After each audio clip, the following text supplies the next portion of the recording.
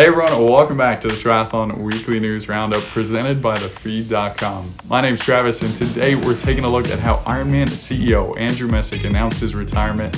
We also take a look at how Magnus confirmed the rumors of his 503 watt 20-minute power.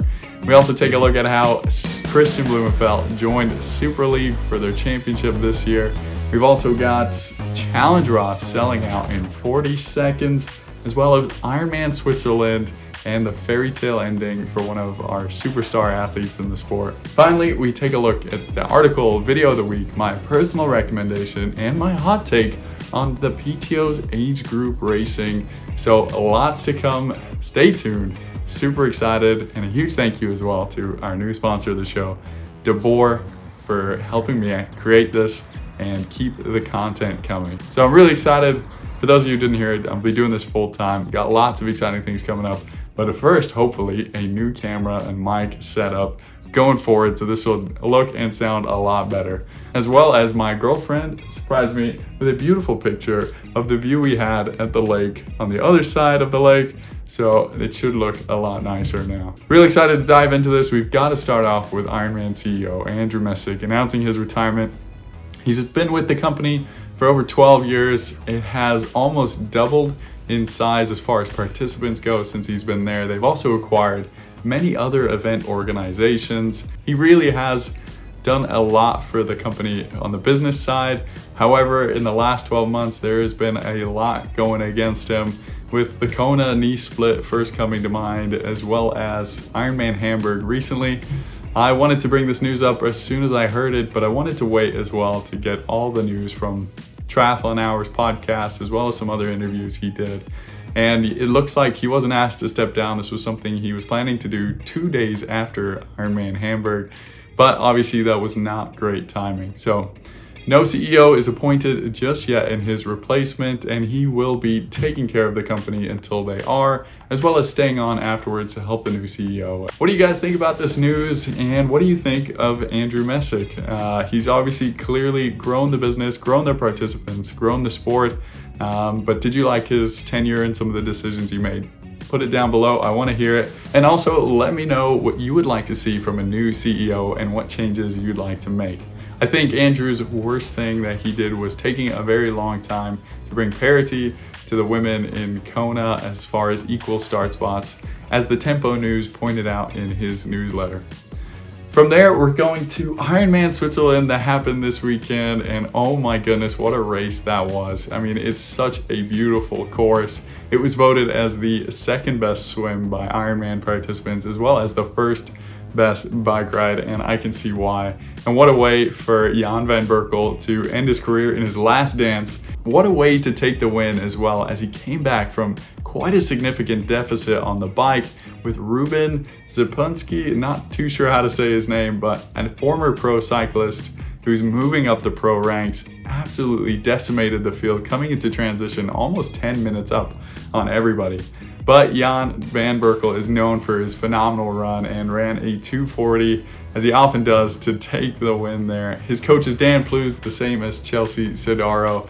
And yeah, what a way to finish. I love this smile and this reaction as he crossed the finish line, and the way he was pumping up the crowds. You gotta go back and watch the live stream and how he was really soaking it in. I think he did it right. It was cool to see Daniela Reef as well greet him at the finish line and share how it was an emotional roller coaster for her to spectate the race. And I can second that emotion. Sometimes spectating a race is, if not more exhausting than doing the race. So really cool scenes from there. But also another story from that coming out, not just Ruben Zipunski's crazy cycling performance that mirrored a lot of Cam Worf's performances recently, but also Leonard Arnold, a really low-ranked pro athlete we haven't seen too much of before. He managed to get second place at this race. What the crazy headline is, in the weeks prior, he had a bike crash and he had to ride his girlfriend's bike for the whole bike course ride. And I believe he was the fourth fastest split of the day, which is absurd to me. My girlfriend is a lot shorter than me, so I couldn't picture ever riding a bike of hers for 10 miles, let alone 112 miles. So I wonder how the sizing compares with him and his girlfriend. And that's just amazing to me that he was able to pull off that performance and then run off the bike a 2:42 marathon. I thought that is one of the most unique stories I've ever heard, and good for him for getting second place in a pretty strong field. Interesting from there too, Patrick Nielsen with another DNF. If you guys don't know, he's had a lot of DNFs. Something is just not quite going right for him. He is a former Ironman European champion. But yeah, looked like an amazing race. I really enjoyed watching the end scenes with Jan. Okay, we move from there onto the news that Christian Blumenfeld joined Super League alongside current world champion Leo Berger.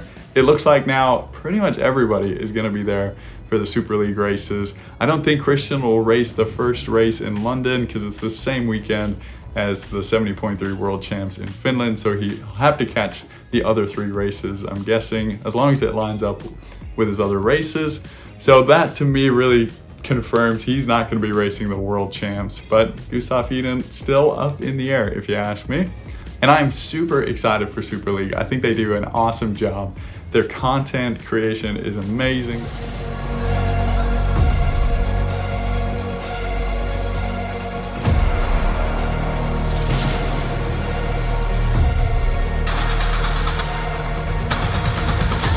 They really hype up the events and the athletes, and I would love to go watch one in person, so hopefully I can get to Malibu and show you guys some of the behind the scenes of what that event is like.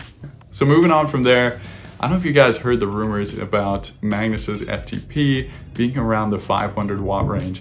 And I was doing a lot of research on this, seeing what some of the pro cyclist FTPs are, and it was really hard to find this information. Nobody really does FTP tests when you get to that high a level.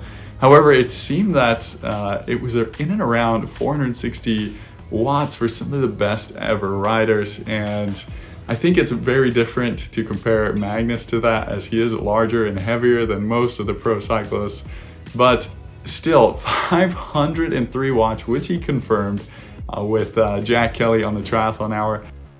Yes, it's true. I think it was 503 watts actually, and people can speculate if they believe it or not, but that was what my power meter said, and that is just blowing everything out of the ballpark. It is absurd, and it really honestly makes sense from his performance in Challenge Roth.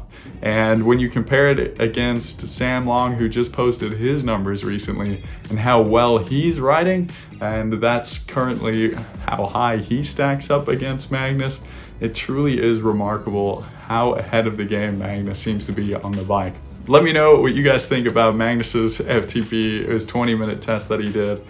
It seems like that's almost unbelievable. It's almost twice what my FTP is. I'm around 270, and I just can't believe it myself. And I really think some pros are gonna scratch their heads with that one and wonder what they can do to help bridge that gap to Magnus on the bike. Moving on from there, we've got Challenge Roth selling out in 40 seconds. I mean, I've heard that this kind of happens every year, but really just for me, after being there and hearing the news shortly after, it all makes total sense. And it's kind of a bummer, in my opinion, that they can't have more athletes go, and people would have missed out for this reason. But being there in person, I really saw that that really is the maximum amount of people that they can have on the course. The course was quite full. Thank goodness it was only a 2-lapped closed road course, so it does feel safe, but any more athletes than that, they'd probably risk some safety. I would love to see more events like Challenge Roth pop up in other places. I would love for them to take everything they've learned there and just make that possible elsewhere, but I don't think you can do it without the people of Roth and the homestays and just that whole city and the surrounding area getting behind that event. So yeah, crazy that it sells out so quickly, but it's for a reason. It was the best experience in triathlon I've ever had. And moving on from there, we're on to my video of the week, and that goes to Average Rob and his brother completing their Ironman. If you guys haven't checked out or heard about or seen their series of wanting to become an Ironman, it's absolutely incredible. They do a really amazing job of making the training and everything leading up to the Ironman so fun to watch, and they brought the sport to such a wide audience. And then moving on to the article of the week, and that comes from Triathlon Today and their report on an athlete who did a 5150 race with Ironman. I had to look up what that was. I forgot what those were, and it's Ironman's Olympic distance racing. And Dutch athlete Suzanne Rummel, a former professional swimmer, was detained after the swim because the officials thought she had gone too fast. They didn't believe that she would be swimming ahead of the men. After she finally convinced them to get going again, she ended up being misdirected 3 times on the bike. She was obviously not too happy with that, but still somehow won the race by 20 minutes. So quite a series of unfortunate events there, and it didn't sound like she was too happy with the way the race turned out, and I don't blame her. So moving on from there, we got my personal recommendation of the week, and you've probably heard me talk about this before, but it's obstry.com. Such a good website, and I love the rankings that I've just stumbled upon on the website, where he takes athletes' rankings based on the events they've done so far this year, unlike PTO's, which has a 52-week rolling scoring. So right now you'll see in the rankings, we've got Sam Long in the lead with Daniel Backergaard in second and Jan Frodeno in third. I thought it was so fun to go on there and compare what the athletes have done so far this year and how they're stacking up against each other based on Obstry's calculations there. So he's got many other really cool features on the website, including social media rankings on YouTube and Instagram, although he's forgotten me on there, so I'm a little disappointed. But no, he's also got a great calendar and of course the fantasy, which I always recommend. So I hope to create one half as good myself one day. So really recommend to go check that out. And then we're on to my hot take of the week, and that is PTO age group racing. And I bring this up because obviously this year the PTO only has the Singapore race going on for age groupers that they're putting on. Last year they had PTO Edmonton and the PTO US Open. I raced the race at PTO Edmonton. It was absolutely fantastic. I couldn't believe how well it was done for, I believe, their first time putting on an age group race. The race for me, I think, cost about $180. The professional athletes were offering coupons to go race up there, and with the Canadian exchange to the dollar, it was about $180 plus tax to go for pretty much a half Ironman distance race. So fantastic deal if you ask me. And then when I was just browsing the website on the Singapore race, it looked like they're now doing tier pricing, and the latest and the last tier of racing is $465. All right, it's editing, Travis. Quick interruption. I just noticed the pricing was in Singapore dollars, so I put the conversion up. It's still quite pricey for the tier 4, but it's nowhere near as bad as I thought. But still, my hot take remains, I think the PTO should keep their pricing really low in order to compete with Ironman. But back to the video. And let me know what you guys think about that. Maybe not $180, but maybe just a little bit more than that. I think that was a really fair price, and it would really encourage a lot more athletes to get involved at their age group races. And, you know, I'm going to their PTO race in Milwaukee where they're doing it alongside USA Triathlon. So I'll be able to report on what that's like with them combining with another aspect of age group racing. So I just hope that they keep the prices at a reasonable point to reduce that barrier of entry that a lot of people have to doing these events. Andrew Messick said in his interview with Jack Kelly that he doesn't believe that the price point of Ironman is too high and that the experience that they give is worth that money. But I would love to see more people get into the racing, and I feel like the PTO is the best place to do that because you can watch the pros at the same time. Edmonton was phenomenal for that. Like, as soon as you're done racing, you could watch the women's race or the men's race, and it just brought like everybody together behind the whole event and made it a big experience. So that was incredible. I really hope that they keep the prices low. Let me know what you guys think down below. Would you much rather pay for a PTO race, which might not have as many competitors? Edmonton and Dallas had a notably less amount of competitors than an Ironman 70.3, of course. I think they might have been a little disappointed with that, and that's why this year they only have the one race that they're putting on. But I know in the future they plan to do a lot more age group racing. But let me know what you guys think down below. What would you guys pay for a PTO race? I think for me, as long as they kept it under 250, I'd be signing up for any of them I could. I think that's a pretty fair price for the experience you'd get. So that's my hot take. Let me know what you think down below. But speaking of the PTO, I saw Pro Tri News was calling them out for the lack of information that's available on the website as far as the schedule goes and what time the races would be. And I was going through that too as well, as I booked my flights to go out there, but I didn't know when to go because don't know when the press conference is. I didn't even know what times the pro races were. It wasn't on the website. So I think PTO's got a little bit of work to do as far as getting all the information out a lot earlier on their website. And yeah, so that'll be interesting to see. I think they really plan on making 2024 their big year. We already saw they scrapped the Collins Cup. So that'll be interesting to see how 2024 goes. Will they fix some of those issues? And will they get information out to all the media and the pros a lot sooner about their races? And with that said, that's it for this week. Thank you so much for tuning in. Tomorrow, I'm going to try and round up all the start lists for the PTO races, the men's and the women's, as well as maybe make some predictions for the wildcard spots. Some exciting news coming up is that I am starting a podcast. I did 3 interviews yesterday that will all be on the podcast very shortly. I'm super excited about it. And like I said, hopefully getting a lot more equipment. I'm heading to 70.3 Oregon, as well as the PTO US Open, and then hopefully Nice.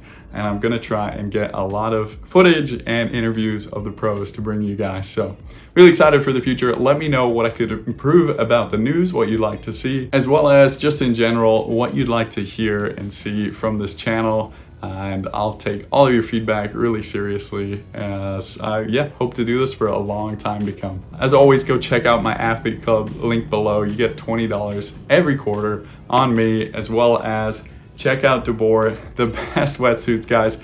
I honestly, after putting on the Fjord 2.0, which is on sale right now for an amazing price for the World Championship winning suit, it is so fast. I just raced an Olympic race this weekend and couldn't believe how fast I swam in comparison to last year, where I was swimming a lot. I pretty much swam the exact same time on like a total of 10 swims this year. So thank you guys so much for watching, and we'll see you in the next one. Bye.